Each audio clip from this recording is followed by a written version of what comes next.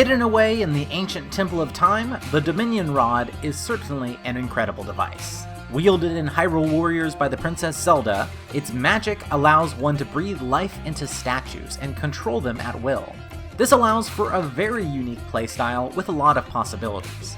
Let's take a look at just what Zelda and it can do. For starters, Zelda wielding the Dominion Rod probably has the most complicated standard attack string in the game.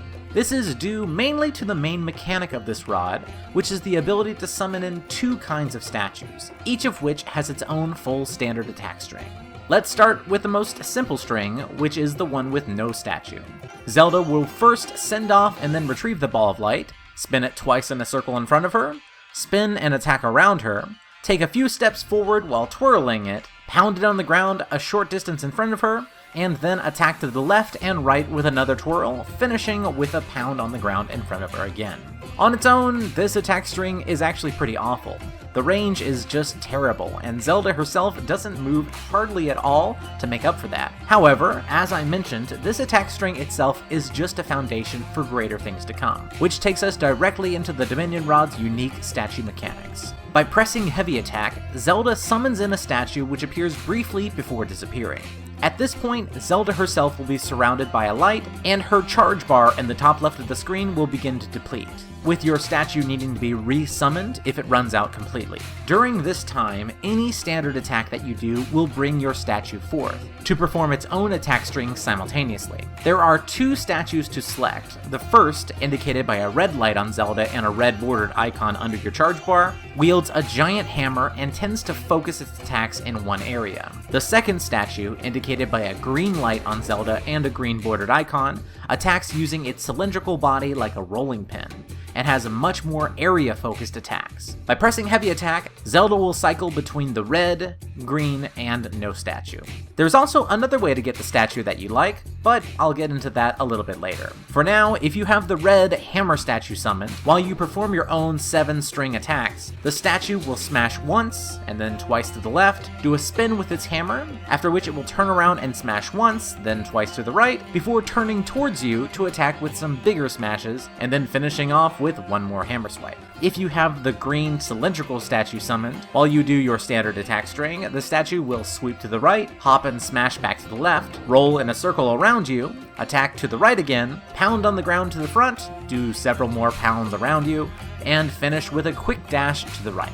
An important thing to note right here is that, unlike the other weapons in the game, the attacks that your statues do not constantly follow your character's direction. While the statue will always first appear in front of where you started attacking, they will then continue to do the attacks shown above respective of where they started, which gives you some interesting options. While your statues are going through the motions, you can direct Zelda in another direction to take on many different attackers at once. This is assuming that you can hit them with Zelda's pathetic range, but still, it is cool. With this complicated aspect of her kit understood, it's refreshing that her combo attacks are pretty straightforward, with the one exception that each one will summon either a red or green statue for you to then utilize like normal afterwards. Her first combo will have her summon in the green statue from below, working as the standard launching attack that fits in this first spot for almost every character. This launcher is just kind of so-so when compared to the others, given that the green statue's odd and jumpy attacks are not as good at capitalizing on weak point gauges as the red one does. Next up, her second combo will have her bring in her red statue to smash to the front left, right, and center. This is a very fast and effective attack and is great for punishing captains or generals.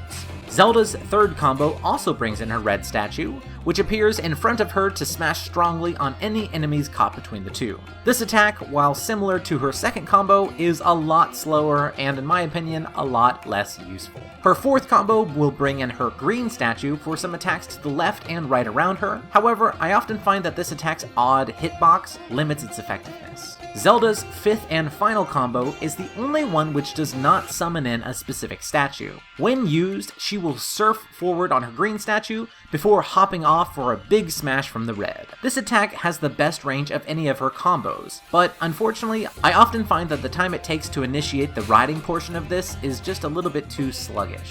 Finishing off Zelda's kit, her Force special attack has her tee up her enemies quickly with her green statue before smashing them away with her red statue's powerful golf swing. This special, which attacks directly in front of her, is both strong and incredibly charming. When putting everything together for this character, I have a lot of conflicted feelings. In a big twist to the way that almost every other character works, the main power of this weapon choice lies in utilizing your standard attack strings correctly. Especially the red hammer statue allows you to focus damage a good distance in front of Zelda, meaning that you can get a lot of work done without even putting yourself at risk. Dominion Rod Zelda's heavy attack combos almost seem like an afterthought when compared to how effective it can be to keep on dropping your statues on your enemies from a distance. You should mostly use those combos to re-summon your preferred statue once the time limit is up, or when you're trying to take down boss weak points. When used correctly, the Dominion Rod makes for a mechanically complex, smashy character who is a hell of a lot of fun to play as. People say don't hit Jake, well good thing I was hitchhiking. Smash, smash, yeah. If keeps her driving that car, we get there be a hell of a lot of parties around here.